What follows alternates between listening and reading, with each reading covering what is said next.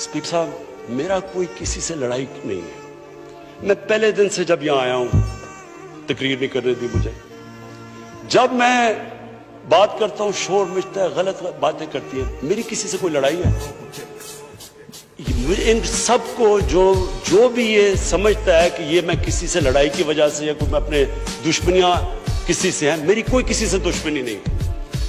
मैं आज आपके सामने कह रहा हूं कि अगर पाकिस्तान के अंदर, हमारे मुल्क में अगर सही माने में अकाउंटेबिलिटी प्रोसेस ना चला, हम किसी सूरत इतना पैसा नहीं इकट्ठा कर सकते अपने बच्चों को तालीम देने के लिए, सेहत, उनके इलाज करने के लिए, अस्पताल ठीक करने के लिए।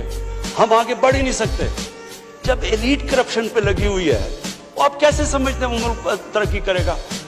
हम जब आप किसी के ऊपर केस होता है, वो कहते हैं जी पॉलिटिकल विक्टिमाइजेशन है। मुझे ये बताएं कि मेरे ऊपर पॉलिटिकल विक्टिमाइजेशन नहीं थी जब इन्होंने मेरे ऊपर कोई 2002 का फ्लैट डिक्लेयर हुआ, मुझे इन्होंने सुप्रीम कोर्ट में 6 केसेस कर दिए। मेरे इलेक्शन कमीशन के अंदर मुझे सुप्रीम कोर्ट में 2 केसेस किए। क्या मैंने कहा कि कभी मैंने कहा विक्टिमाइजेशन है? मैं जवाब देता हूं।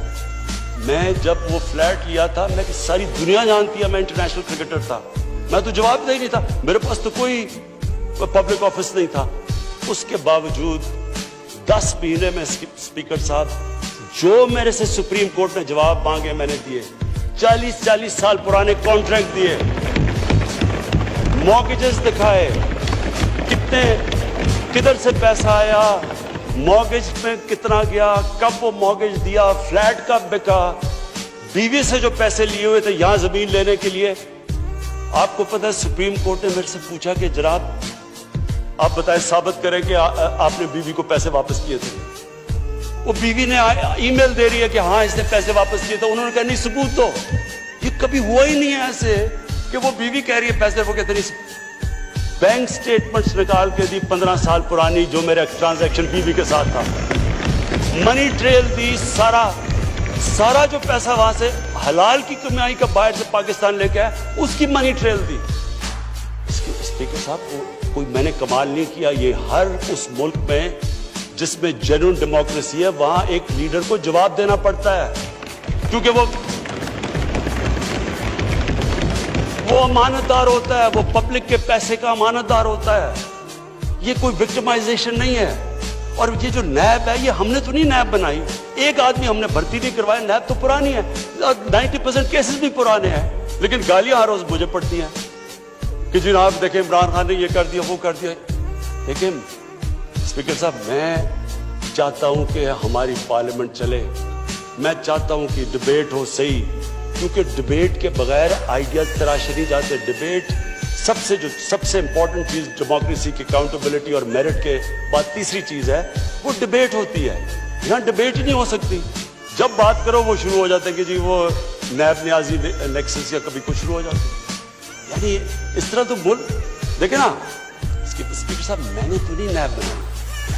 पॉइंट ये है कि क्या फंडामेंटल प्रिंसिपल ये है, क्या हमारे जो इक़्तिदार में लोग रहते हैं वो जवाब देना चाहते हैं अपनी वेल्थ का, या नहीं देना चाहते? और अगर वो नहीं देना चाहते तो बाकी क्यों देंगे?